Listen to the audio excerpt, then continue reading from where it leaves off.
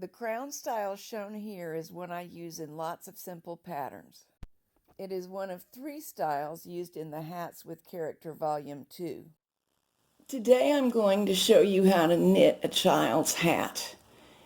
It will end up about 18 inches in circumference by 7 inches from bottom of hem to crown. I say about because I'm using the gauge numbers you see here. Last time I used these yarns, those are the gauges I got, 6.75 stitches, 9.5 rows per inch. However, that wasn't on this machine. That would normally be a terrific no-no, but this hat will be donated to a charity, so it will fit somebody, a child slightly bigger or smaller maybe, but it will fit somebody. And it will allow me to use this as a machine test and also double dipping like crazy as a swatch for my next serious project that also needs to be done to test this machine. So here's what we are going to do. E-wrap 122 needles, knit 10 rows of stockinette, 10 rows of Fairisle, and hang the hem. That will enclose all of those Fairisle floats in the hem. Also, it will tend to make the hem a little tighter than the rest of the hat because Fairisle is tighter than stockinette. Then I'll knit my 50 plain rows, which can also function as my swatch after it rests for a while. Then I'm going to do a little bit of transferring and show you some super easy crown shaping before we gather off. And finally, after measuring for the future project, we'll sew this edge and this edge together. Here are the yarns I'm using. One of them is Tambibi, the pink, and one is Yeoman, well, I forgot the name, hang on, Cashmelon. They get very similar gauges, so blending them is going to be just fine. And here is the simple card that I'm going to use for the Fairisle. Any Fairisle card could be used because we're going to enclose the floats. During the testing process, I use this very simple one frequently because it will show up mistakes and they'll just pop into your vision. You'll know right away if there's a mispatterning problem. And that's part of what we need to find out today. There was not a problem on a smaller swatch, but a bigger project is always helpful. So let's get started. Because we're using 122 stitches, that means 61 to the left side of 0 and 61 to the right. Beginning with the loop knotted into the yarn, hanging on the first needle, and E-wrap. That means make the letter E around each needle. I have other whole videos on this. There's one called Casting On with the Answer Lady that shows a lot of methods, and it's done on a bulky machine so that you can see it a little bit better. Normally, I have my finger above like this.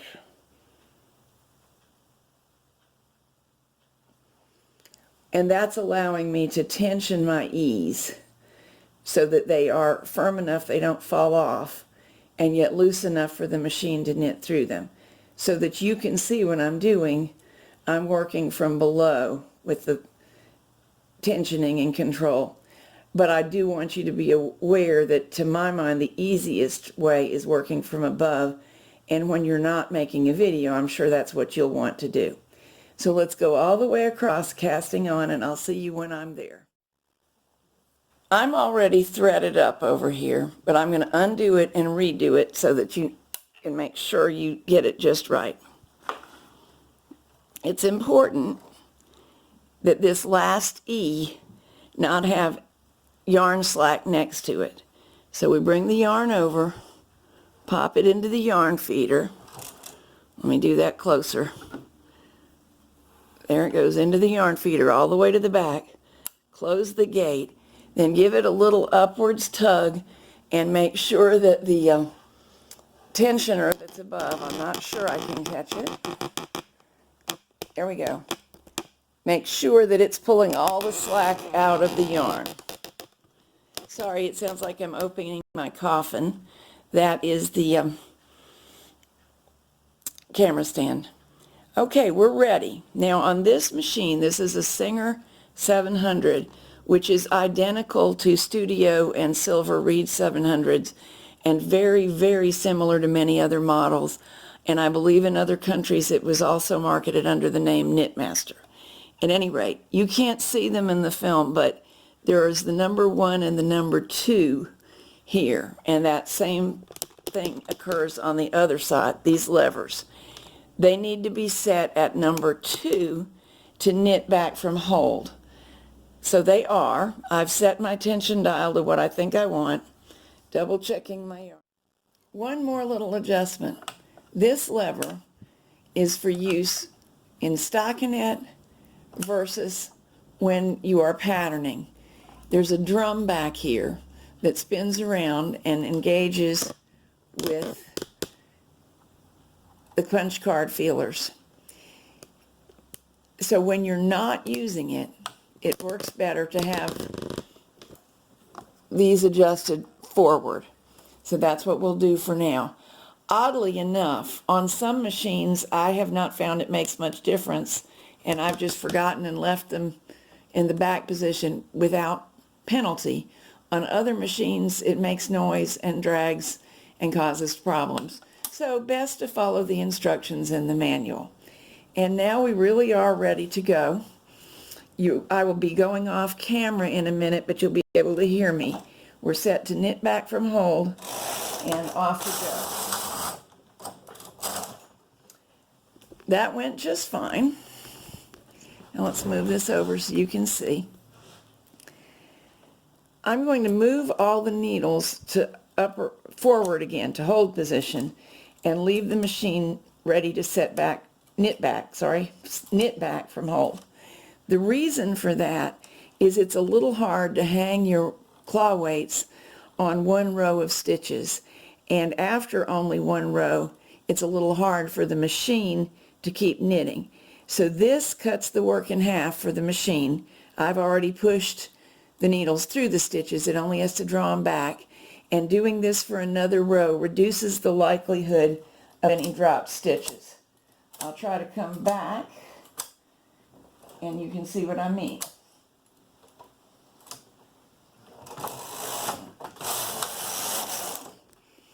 That went nicely.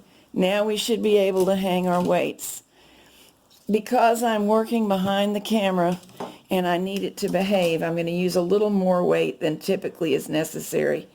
Use these pin weights across. Many times simply claw weights are adequate. One more quick look at what we're doing. We E-wrapped 22. We've knitted the first 2 of the 10 rows. So now we need to knit 8 more plain rows. Now it's time for our Fairisle rows. So let's have a look at the card reader setup and note a few things. At present, it's locked on a row. So you can actually see the holes that are in the row that's in the feeder reflected by the pattern made by these feelers. When I push it to allow it to advance, you can't see it anymore, but they're still sensitive to it, to what's going on in the card, and they still will select needles. And that will happen when the drums that are housed in here roll past the card reader feelers. Now we've got a couple other things. This button says S and L.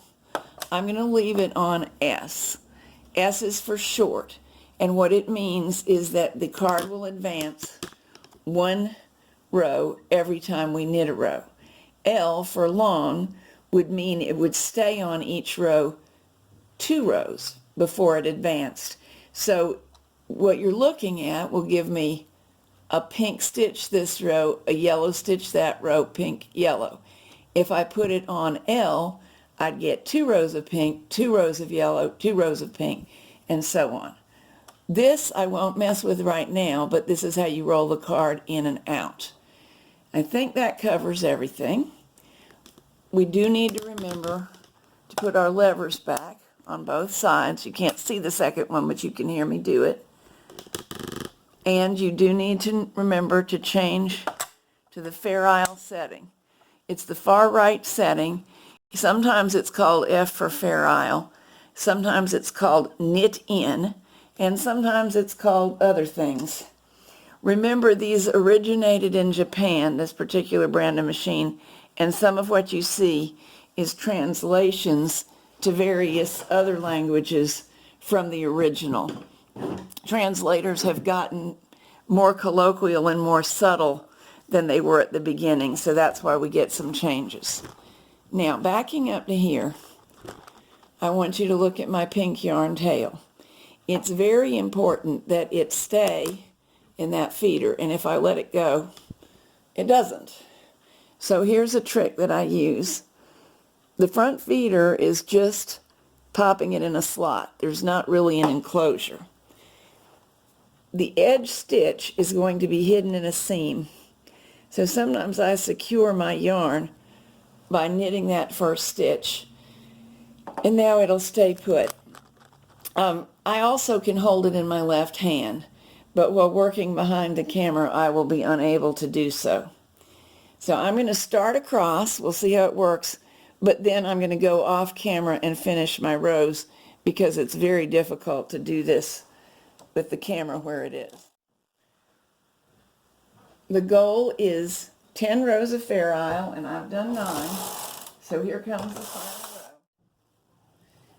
row. Okay, all of my rows for the lining of the hem, the plain yellow, and the exterior of the hem, which is a Fairisle, are knitted. And I'm going to get rid of the card because it's starting to sort of get in my way, and we don't need it anymore for this project.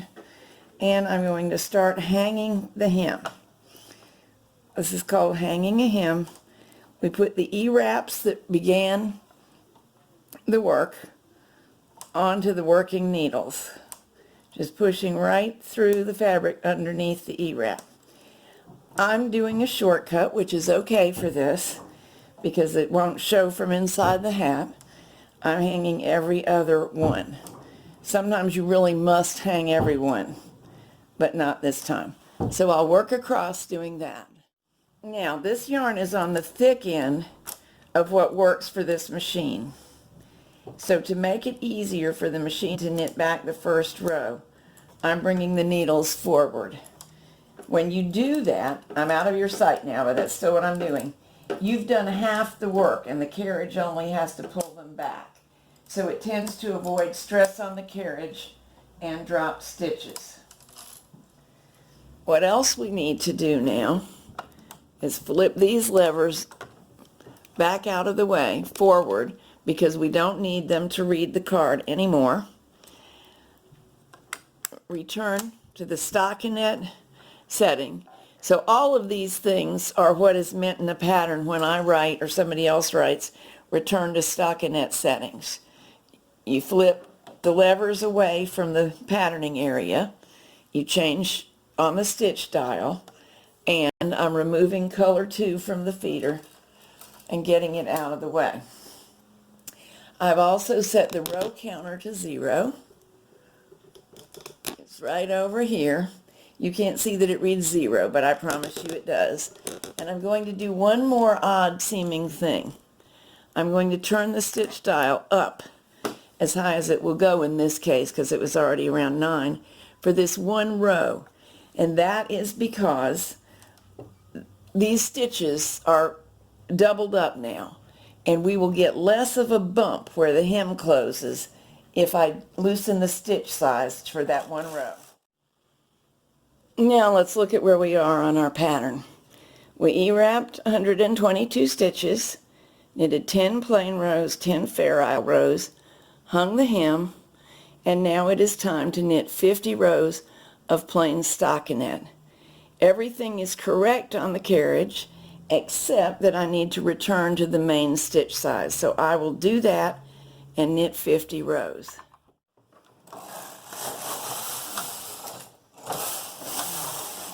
Going just fine. I'll see you when we're all at 50. Okay, we're up to here. This is our sneaky shaping. What I'm going to do is transfer every 4th stitch to the next needle over. and place the empties out of work. And then this means knit 4 rows, K4R. That's a pretty common abbreviation. I don't abbreviate much, but when I run out of space on the page like that in handwriting, I do, and that's what I did. So let's transfer every 4th stitch to its neighbor.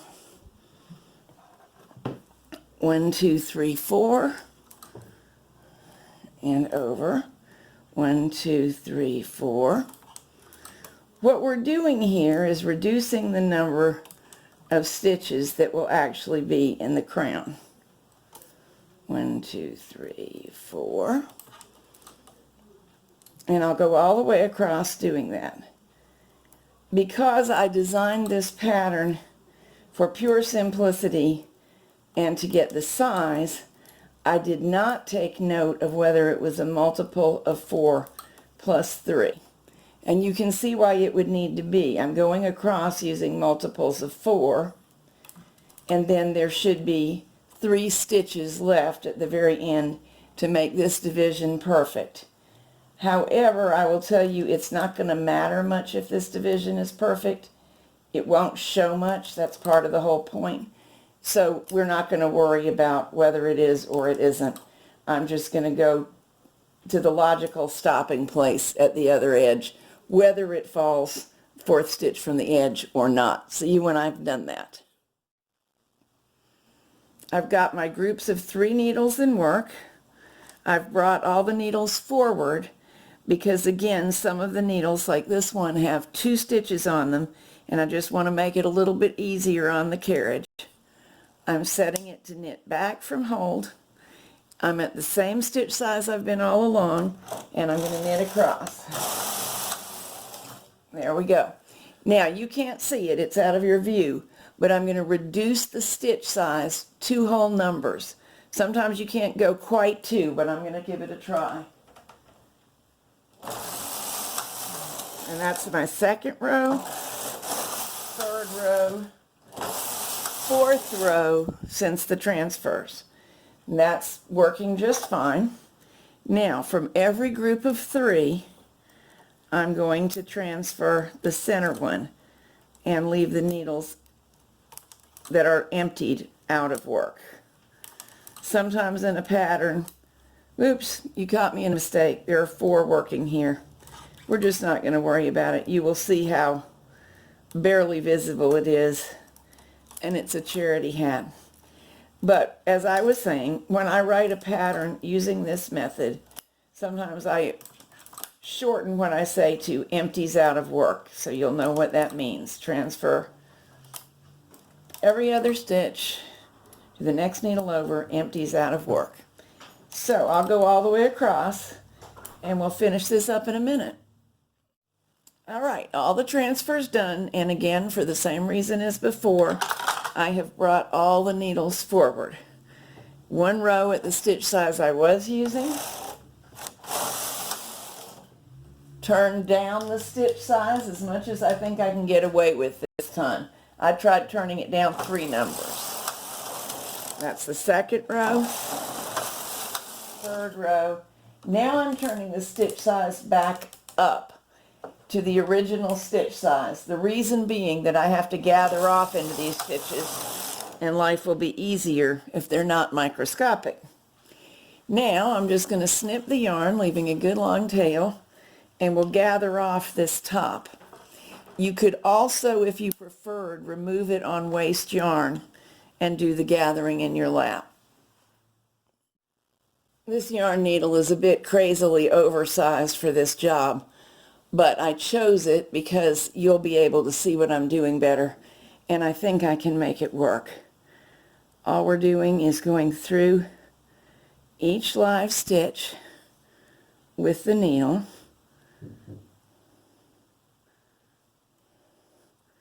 Every so often I'll pull it through, and when I can't reach to get new stitches very well anymore, I will drop some already threaded stitches off of the machine.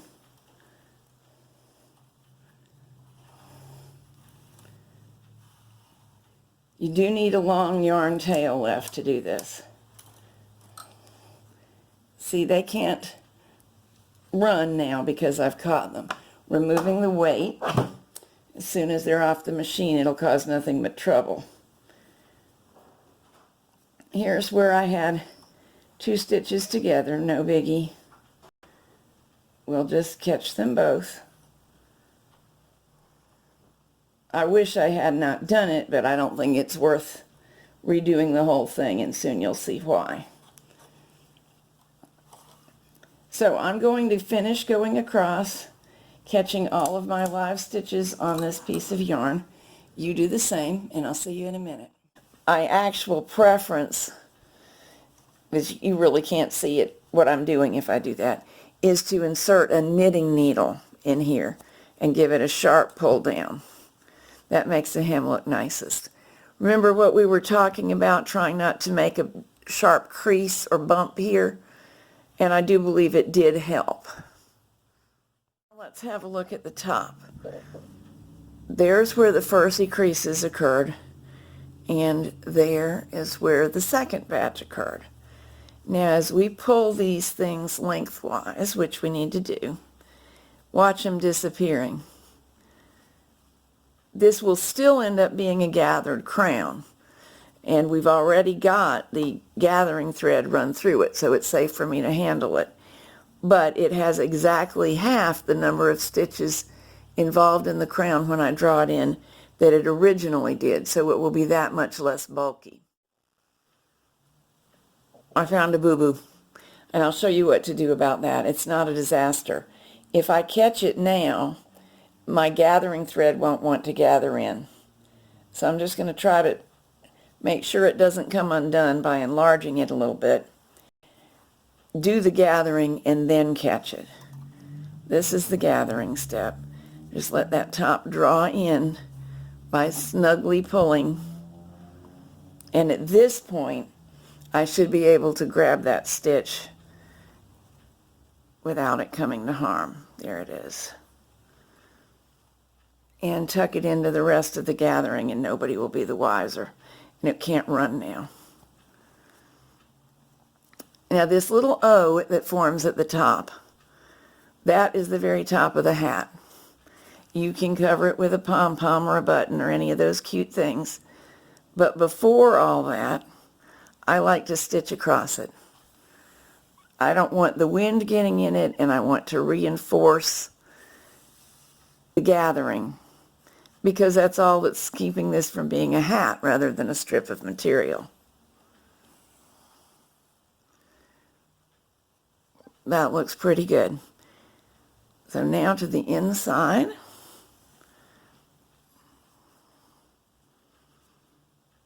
I'll knot this, what I've just done, and then we will proceed to make the seam. You could seam it in several ways, but I'm going to backstitch. We're trying to work right next to the outside column of stitches.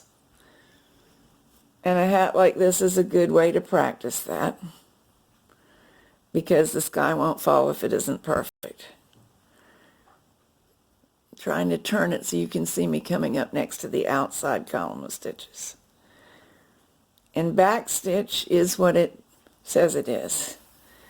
Having stitched ahead of ourselves on the fabric, we now back up a little bit. So it makes it a sturdy seam that doesn't have gaps, but is still pretty flexible. Moving forward and back. And without even pulling through, I can start my next forward step and move back and forward. If you want to, you can pin or baste the edges together, and if you want to, you can place yarn markers every 10 rows while you're knitting and match up those yarn markers at this point. Once you are experienced, you'll find that you're able to roll the edges to match one another by feel. When you get down here, of course, there are ends from the various things we did, Fairisle casting on. And a good thing to do is just tuck them on in to the hem. Those are in, and those are in, or almost, and then keep on seaming the edges. We just have to go through here, and I am going to catch all 4 layers. So here's our little hat. Here's the crown. It does have gathers, but not nearly as many as it would have had we not done this sneaky shaping. And even though it has not relaxed very long or been washed yet or steamed at all, you can see our sneakiness is disappearing.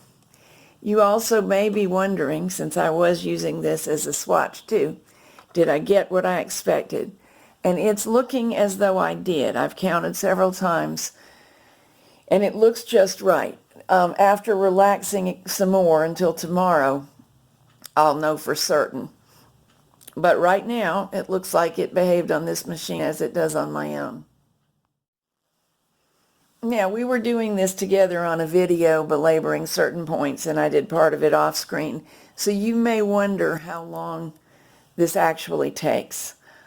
About 15 minutes of knitting, even including the transfers once you get good at them, and then a few more for hand finishing.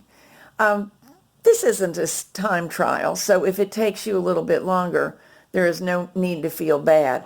I'm only telling you that so you'll know that you don't have to invest a whole day in a hat like this. It's just quick and easy, a lovely, lovely gift, and although very simple, it's quite a polished, nice little hat, don't you think?